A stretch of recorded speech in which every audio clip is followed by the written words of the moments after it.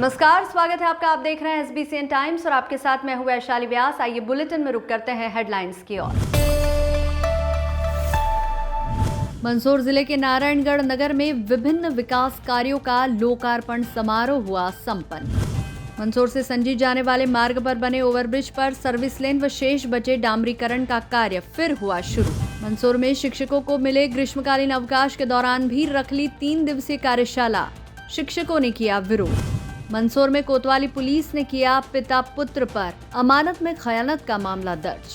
मंदसौर जिले के नारायणगढ़ नगर में विभिन्न विकास कार्यों का लोकार्पण समारोह संपन्न हुआ। लोकार्पण समारोह से पहले प्रातः 8 बजे नगर परिषद अध्यक्ष ममता कुंवर चौहान, नगर परिषद CMO प्रमोद जैन एवं नगर परिषद के कर्मचारीगण एवं नगर परिषद उपाध्यक्ष वीरेंद्र रूपरा आदि की उपस्थिति में सरस्वती की पूजा अर्चना पश्चात हवन का कार्यक्रम संपन्न हुआ।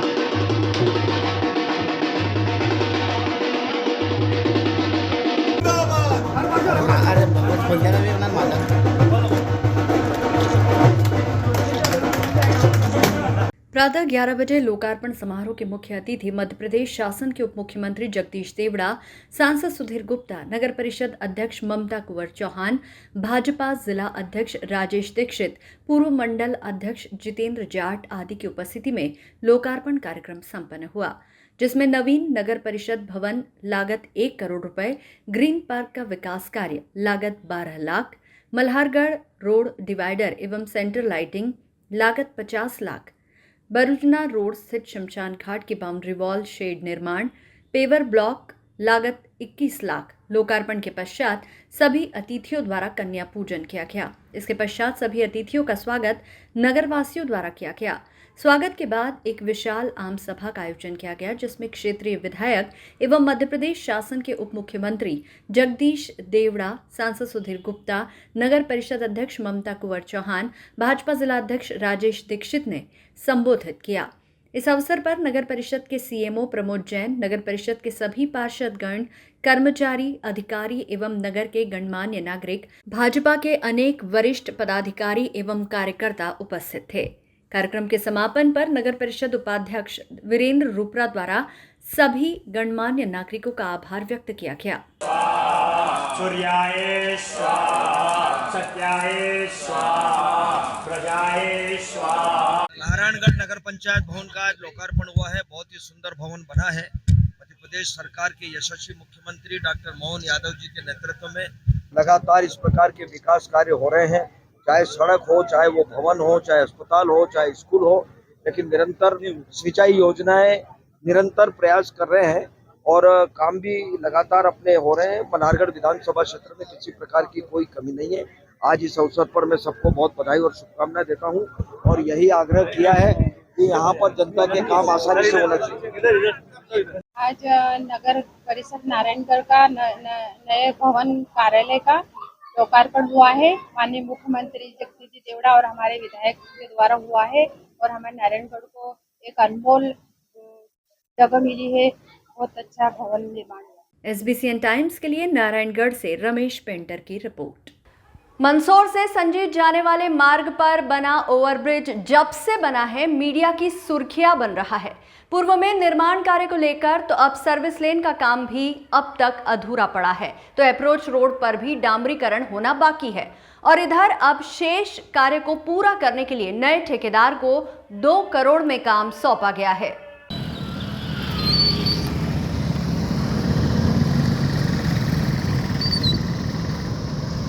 मंदसौर से संजीत जाने वाले मार्ग पर बने ओवरब्रिज पर सर्विस लेन व शेष बचे डामरीकरण का कार्य फिर शुरू किया जाना है। हालांकि नए ठेकेदार को ये काम सौंपा गया है। इस पर लगभग 2 करोड़ रुपए खर्च होगा। संजीत नाका ओवरब्रिज का निर्माण कार्य लगभग हो गया है। इस ओवरब्रिज पर यातायात भी 1 साल से चल रहा है, लेकिन कुछ काम अधूरा रह गया था। दरअसल पुराने ठेकेदार ने काम नहीं किया। इसके चलते सेतु विकास निगम ने शेष बचा कार्य नए ठेकेदार को सौंपा है। संजीत नाका ओवरब्रिज की सर्विस लेन का काम अधूरा पड़ा था।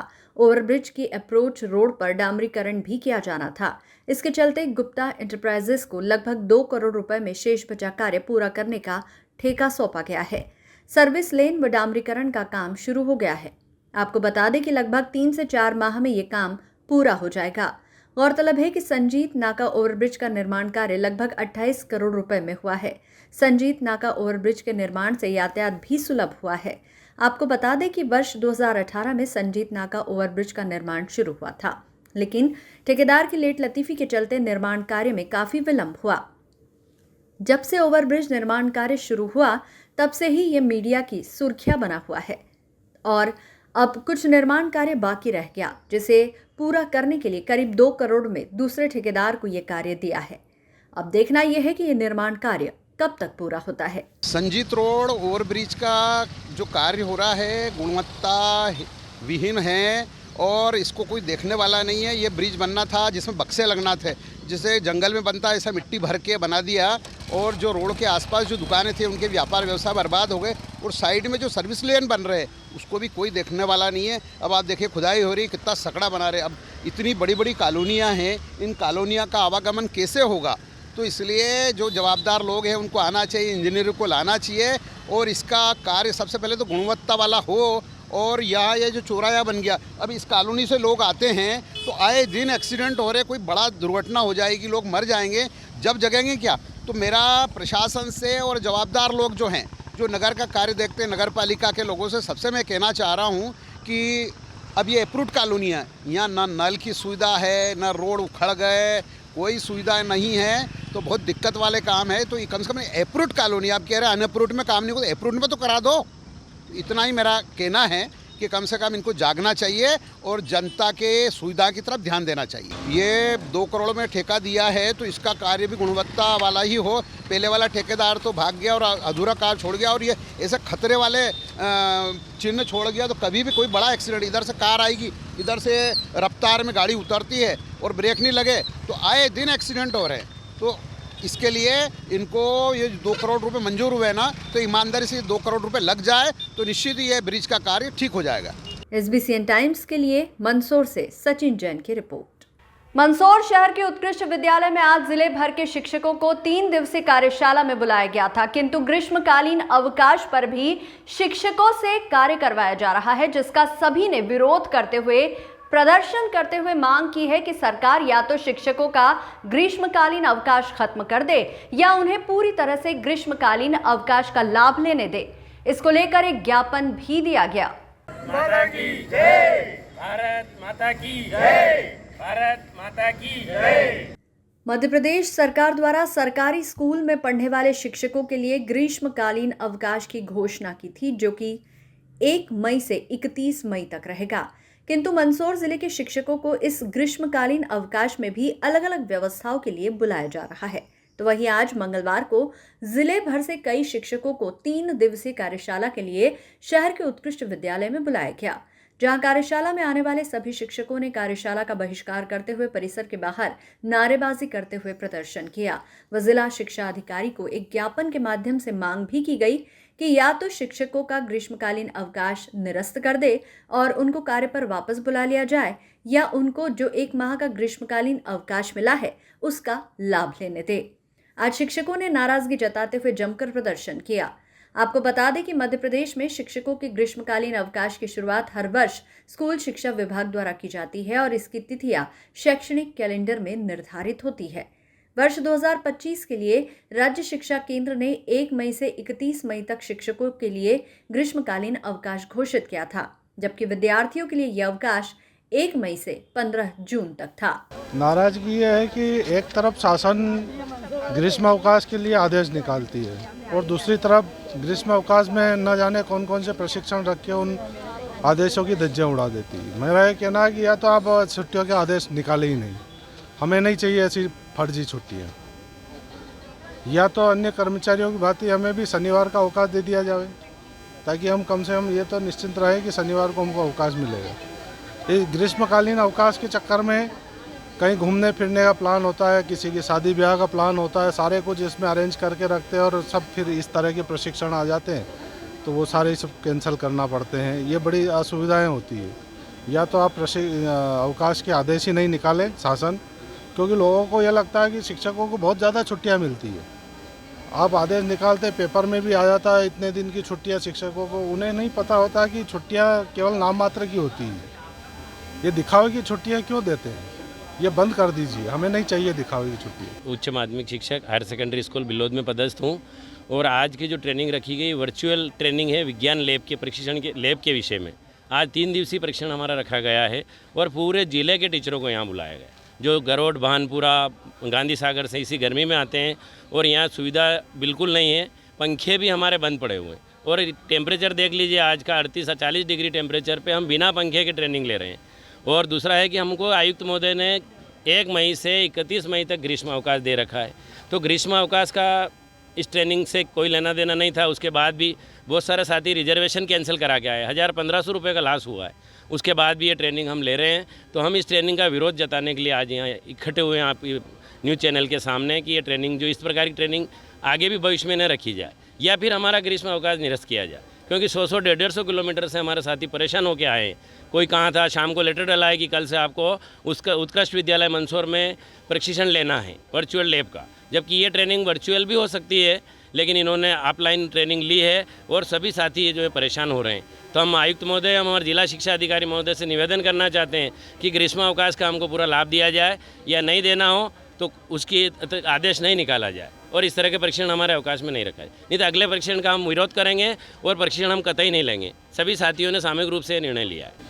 इस विरोध का कारण ये है कि जो ग्रीष्मकालीन अवकाश है वो 1 मई से 31 मई तक ही शिक्षक और शिक्षिकाओं को सभी जिले में मिलते हैं, जिसमें हम सभी, कोई शादी ब्याह, कोई पियर जाना, कोई मेहमान भी आए हुए हैं, तो उनको छोड़ के जो विशेषकर महिला वर्ग है उनको तो बहुत ज़्यादा दिक्कतों का सामना करना पड़ता है। तो इसीलिए इस प्रशिक्षण को अगर जून में दिया जाता तो ज़्यादा अच्छा रहता और सभी शिक्षक साथी बहुत अच्छे से सीख सकते।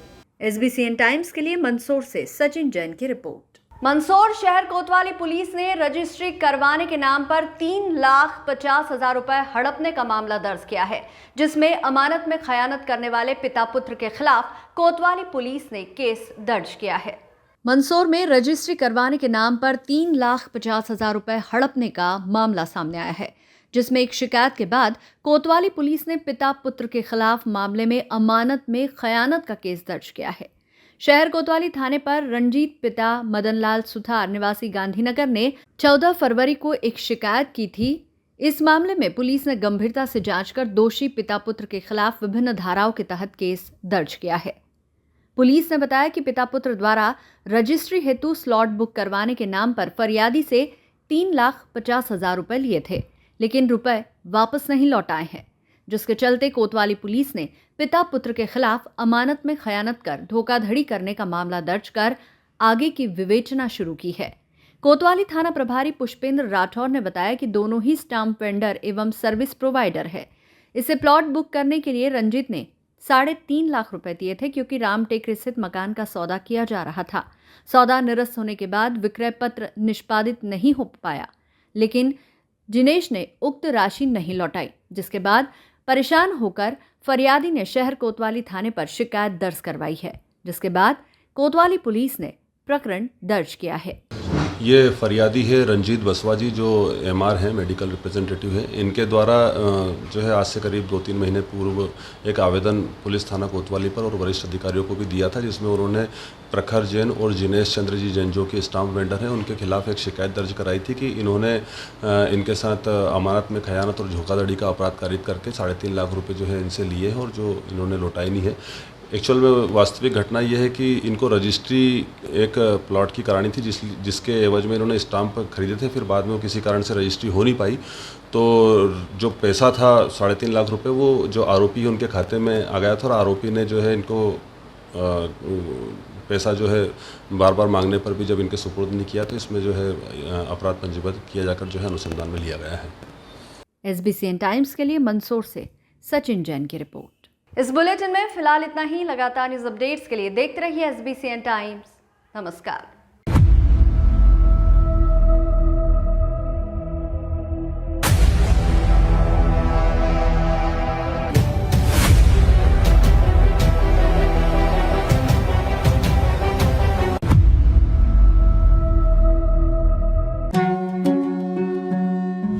बालाजी केबल नेटवर्क आपके व्यवसाय की उड़ान का नया आधार।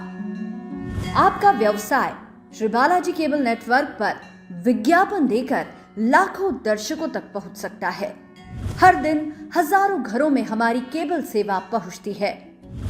विशेष ऑफर, पहले 3 महीने के लिए स्पेशल डिस्काउंट। फायदे, आपके विज्ञापन की ब्रांडिंग स्थानीय स्तर पर, कम लागत में अधिक दर्शक, हर प्रकार के व्यवसाय के लिए उपयुक्त। अभी संपर्क करें नेमीचंद राठौर 9425369602 7000409673। श्री बालाजी केबल नेटवर्क, सफलता की ओर एक कदम।